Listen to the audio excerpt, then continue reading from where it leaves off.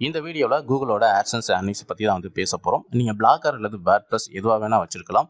First உங்களுடைய website visit பண்ணக்கூடிய ஒரு யூசருக்கு வந்து இந்த ஹெட்டர் ஆட் தான் வந்து அதிகமா வந்து இம்ப்ரெஷன் ஆகும். கிளிக்ஸுமே வந்து பாத்தீங்கன்னா இந்த ஹெட்டர் ஆட்ஸ்ல தான் வந்து அதிகமா வந்து நடக்கும். அதே சமயத்துல வந்து பாத்தீங்கன்னா உங்களுக்கு வந்து ஹையஸ்ட் சிபிசி தரக்கூடிய ஒரு ஆட்ஸ் வந்து பாத்தீங்கன்னா இந்த ஹெட்டர் ஆட் தான். ஸோ இதுவே வந்து ஒரு மொபைல் டிவைஸ்ல இருக்கக்கூடிய ஒரு யூசர் வந்து பாத்தீங்கன்னா ஒரு ஸ்க்ரோல் பண்ணி தான் இந்த சைடு பார்ல இருக்கக்கூடிய அட்வர்டைஸ்மெண்ட் எல்லாமே வந்து பார்க்கணும். ஸோ இந்த சைடு பார்ல கொடுக்கக்கூடிய ப்ரிஃபரன்ஸை விட நீங்க வந்து ஹெட்டர் ஆட்ல வந்து கம்பல்சரி ஒரு ஆட் வந்து கொடுத்துருங்க.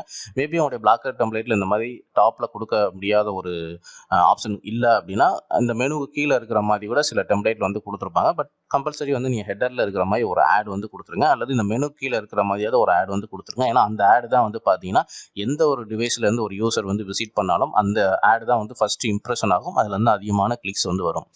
அண்ட் இந்த ஆட் பிளேஸ்மெண்ட்டை பற்றி நான் வந்து ஆல்ரெடி வீடியோ போட்டுட்டேன். என்னென்ன சைஸில் உங்களுக்கு ஆட்ஸ் வைக்கணும் அப்படிங்கிறத பற்றியும் நான் என்னுடைய சேனலில் நான் ஆல்ரெடி வந்து வீடியோ போட்டுட்டேன். அதுக்கடுத்து வந்து பார்த்தீங்கன்னா ஒரு பிளாக்கர் எடுத்துக்கிட்டிங்கன்னா இந்த ஹோம் பேஜில் வந்து மொத்தம் 7 போஸ்ட் தெரிகிற மாதிரி வந்து டிஃபால்ட்டாக இருக்கும். நீங்கள் 10 போஸ்ட் தெரிகிற மாதிரி கூட நீங்கள் சேஞ்ச் வந்து பண்ணிக்கலாம், புரியுதுங்களா? அண்ட் இதுவே வேர்ட்பிரஸ் இருந்துச்சுன்னா உங்களுக்கு வந்து டிஃபால்ட்டாக 10 போஸ்ட் தெரிகிற மாதிரி இந்த ஹோம் பேஜில் வந்து செட்டிங்ஸ் வந்து இருக்கும், புரியுதுங்களா? ஸோ இந்த போஸ்ட்டில் வந்து பார்த்தீங்கன்னா இப்போ நீங்கள் வந்து ஒரு ஹையஸ்ட் சிபிசி இருக்கக்கூடிய ஒரு போஸ்ட் எழுதுறீங்க. தென் அடுத்த போஸ்ட் வந்து பார்த்தீங்கன்னா அதுக்கு வந்து ஒரு சப்ஜெக்ட் நீங்கள் எழுதியிருப்பீங்க. பட் ஆனால் அதில் வந்து கீவேர்டு வந்து ஹையஸ்ட் சிபிசி இருக்கக்கூடிய கீவேர்டு இல்லாமல் எழுதியிருப்பீங்க, புரியுதுங்களா? ஏன்னா எல்லா சப்ஜெக்ட்டுக்குமே எல்லா கண்டென்ட்டுக்குமே உங்களால் வந்து கீவேர்டு வந்து ஹையஸ்ட் சிபிசி வந்து எழுத முடியாது. அதே சமயத்தில் சில விஷயம் வந்து பார்த்தீங்கன்னா நீங்கள் கண்டிப்பாக அந்த கண்டென்ட்டை நீங்கள் போட்டாகணும். பட் ஆனால் அதுக்கு வந்து சிபிசி இல்லாத ஒரு கண்டென்ட்டாக கூட இருக்கலாம். அதில் வந்து சிபிசி கீவேர்டு கூட உங்களுக்கு கிடைக்காம கூட இருந்திருக்கலாம். அந்த மாதிரி கண்டென்ட்டும் நீங்கள் வந்து போடுவீங்க. ஸோ இந்த மாதிரி ஒரு சுச்சுவேஷனில் வந்து பார்த்தீங்கன்னா எப்பயுமே நீங்கள் வந்து ஒரு கண்டென்ட் எழுதும்போது பார்த்தீங்கன்னா லோ சிபிசி கண்டென்ட் இல்லை அந்த சிபிசி இல்லாத ஒரு கண்டென்ட் நீங்கள் எழுதுறீங்கன்னா அடுத்த போஸ்ட் வந்து சிபிசி வந்து ஹையஸ்டாக இருக்கக்கூடிய ஒரு கீவேர்ட் போட்டு ஒரு கண்டென்ட் வந்து எழுதுங்க. ஏன் இந்த மாதிரி எழுத சொல்கிறேன் அப்படின்னு பார்த்தீங்கன்னா ஹோம் பேஜ்லேயே நீங்கள் வந்து ஆட் செட் பண்ணுறப்ப இந்த ஹெட்டர் ஆட் வந்து எதை பேஸ் பண்ணி உங்களுக்கு வந்து இந்த ஹெட்டர் ஆட் வந்து தெரியுது, இந்த சைடு பார் ஆட் வந்து தெரியுது அப்படின்னா நீங்கள் எழுதக்கூடிய இந்த ஹோம் பேஜில் வந்து என்ன போஸ்ட் எழுதிருக்கீங்களோ அதுக்கு என்ன டைட்டில் வச்சுருக்கீங்களோ இல்லை அதுக்குள்ளே என்ன கீவேர்ட் போட்டு நீங்கள் எழுதிருக்கீங்களோ அதுக்கு ஏற்ற மாதிரியான அட்வர்டைஸ்மெண்ட் வந்து காட்டும், புரியுதுங்களா? ஸோ இப்போ நான் வந்து ஒரு இன்குடிட்டோ மோடில் வந்து என்னுடைய சைட்டை நான் வந்து ஓப்பன் பண்ணி வச்சுருக்கேன்.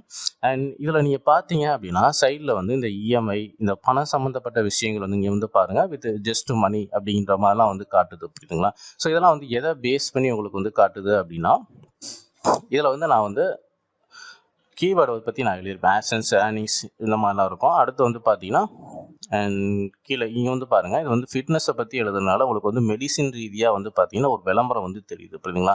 நேச்சுரல் ஹியூமன் அப்படின்னு போட்டு ஓகே கேப்சூல்ஸ் அப்படின்னு வருது பார்த்தீங்களா? ஸோ இது வந்து எதை பற்றி வருது அப்படின்னா இந்த போஸ்ட் வந்து ஒரு ஃபிட்னஸை பற்றி அப்படின்னு இருக்கிறதுனால இந்த டைட்டிலுக்கு ஏற்ற மாதிரி ஆட்ஸ் இந்த இடத்துல வந்து தெரியுது, புரியுதுங்களா? அதே மாதிரி நம்ம ஸ்க்ரோல் பண்ணும்போது இங்கேயே அந்த கீவேர்டு எடுத்து மெயினாக எடுத்து உங்களுக்கு இங்கே ஒரு அட்வர்டைஸ்மெண்ட் வந்து காட்டுது. ஸோ இந்த ஆட்சன்ஸ் ஏர்னிங்ஸ் ஸோ இந்த மாதிரி கீவேர்ட்லாம் உங்களுக்கு பேஸ் பண்ணி பார்த்தீங்கன்னா இந்த மணி ரிலேட்டடாக உங்களுக்கு வந்து அட்வர்டைஸ்மெண்ட் வந்து தெரியும், புரியுதுங்களா?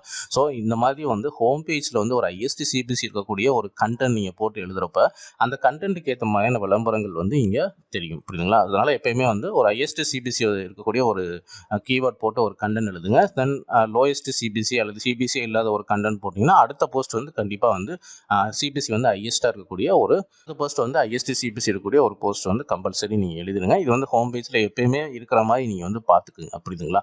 தென் அடுத்து வந்து பார்த்தீங்கன்னா நீங்கள் வந்து ஆட்சன்ஸில் வந்து என்ன ஆட்ஸ் வந்து நீங்கள் அதிகமாக வந்து யூஸ் பண்ணணும் அப்படின்னு பார்த்தீங்கன்னா இதில் வந்து டிஸ்பிளே ஆடு, in-feed ad, article ad, matched content, search engine so இந்த மாதிரி நிறைய உங்களுக்கு வந்து ஆட் இருக்கும். ப்ளஸ் வந்து இது இல்லாமல் உங்களுடைய வெப்சைட்டை ட்ராஃபிக்கை பொறுத்து இன்னும் கூடுதலாக கூட ஆட்ஸ் எல்லாமே உங்களுக்கு வந்து ஆப்ஷன்ஸ் எல்லாமே உங்களுக்கு வந்து காட்டுவாங்க.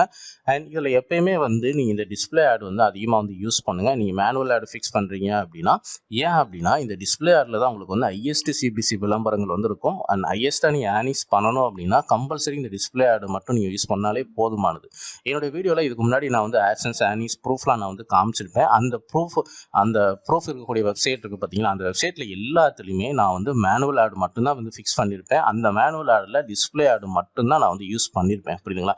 இந்த டிஸ்பிளே ஆட்ல தான் வந்து பார்த்தீங்கன்னா என்னுடைய எக்ஸ்பீரியன்ஸை பேஸ் பண்ணி நான் வந்து சொல்கிறேன். மேபி வந்து நீங்கள் மற்ற ஆட்ஸ்லாம் யூஸ் பண்ணி அதில் சிபிசி கிடைச்சிருந்தா ஓகே. பட் ஆனால் என்னுடைய எக்ஸ்பீரியன்ஸை பொறுத்தளவு பார்த்தீங்கன்னா நான் இந்த ஆட் மட்டும்தான் வந்து யூஸ் பண்ணுவேன். இந்த ஆடை மட்டும் நீங்கள் யூஸ் பண்ணாலே போதும், நீங்கள் நினைக்கக்கூடிய ஏர்னிங்ஸ் வந்து கண்டிப்பாக வந்து எடுக்க முடியும். இல்லைனா வந்து சிபிசி வந்து அதிகமாக இருக்கக்கூடிய விளம்பரங்கள் ப்ளஸ் வந்து உங்களுக்கு ஏர்னிங்ஸும் வந்து அதிகமாக வந்து கிடைக்கும். புரியுதுங்களா? ஸோ இந்த வெப்சைட்டில் வந்து உங்களுடைய வெப்சைட் பிளாக்கராக இருக்கட்டும், இல்லை வேர்ட்பிரஸ்ஸாக இருக்கட்டும், இப்போ நான் சொல்லக்கூடிய இந்த மெத்தட்ஸ்லாம் வந்து ஃபாலோ பண்ணி பாருங்க. கண்டிப்பாக உங்களுடைய AdSense ஏர்னிங்ஸ் வந்து இன்க்ரீஸ் ஆகும். ஸோ இந்த வீடியோ பிடிச்சிருந்தா லைக் பண்ணுங்க, ஷேர் பண்ணுங்க. நம்ம சேனலில் பிளாக்கர் சம்பந்தமான A to Z வீடியோஸ் வந்து அப்டேட் பண்ணியிருக்கோம். ஸோ மறக்காம நம்ம சேனலை வந்து சப்ஸ்கிரைப் பண்ணி வச்சுங்க. தேங்க்ஸ் ஃபார் வாட்சிங்.